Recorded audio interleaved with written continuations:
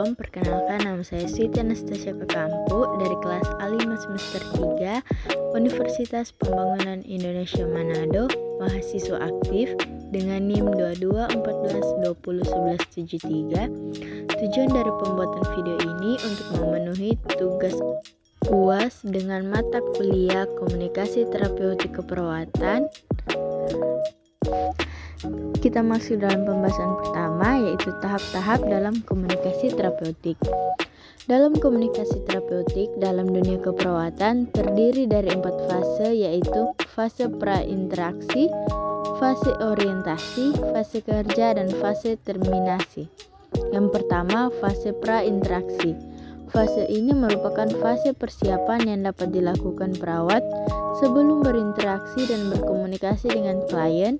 Pada fase ini, perawat mengeksplorasi perasaan, fantasi, dan ketakutan sendiri, serta menganalisis kekuatan dan kelemahan profesional diri.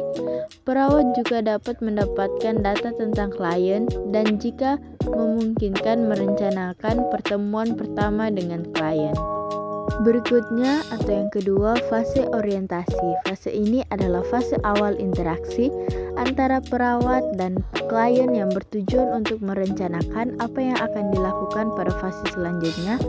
Fase ini, perawat dapat memulaikan hubungan dan membina hubungan saling percaya, memperjelas keluhan, masalah, atau kebutuhan klien dengan mengajukan pertanyaan tentang perasaan klien serta merencanakan kontrak atau kesepakatan yang meliputi lokasi, kapan, dan lama pertemuan, bahan atau materi yang akan diperbincangkan, dan mengakhiri hubungan sementara.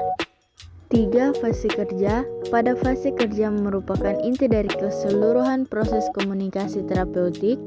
Fase kerja merupakan inti dari hubungan perawat dan klien yang berkaitan erat dengan pelaksanaan rencana tindakan keperawatan yang akan dilaksanakan sesuai dengan tujuan yang dicapai tugas utama perawat.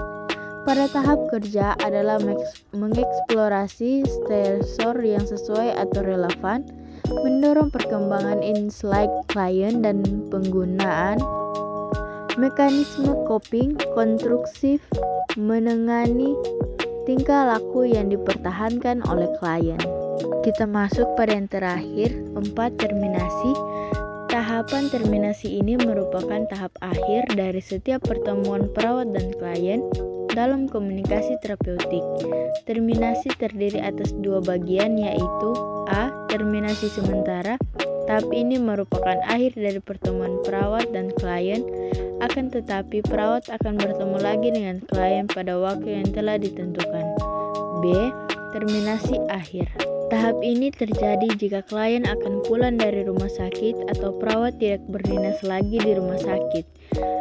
Hal-hal yang harus dilakukan pada tahap terminasi ini antara lain, ada juga teknik dalam komunikasi loh. Komunikasi dapat mencapai tujuan yang diharapkan. Seorang perawat harus menguasai teknik-teknik berkomunikasi agar terapeutik dapat menggunakannya secara efektif pada saat berinteraksi dengan klien.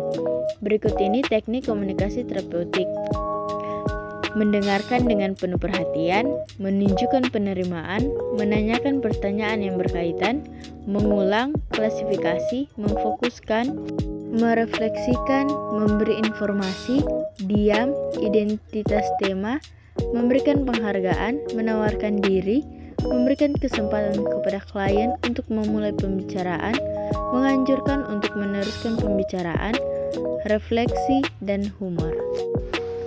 Hambatan dalam komunikasi. Ada beberapa hambatan yang terdapat dalam komunikasi terapeutik. Di antaranya yang pertama, adanya perbedaan persepsi.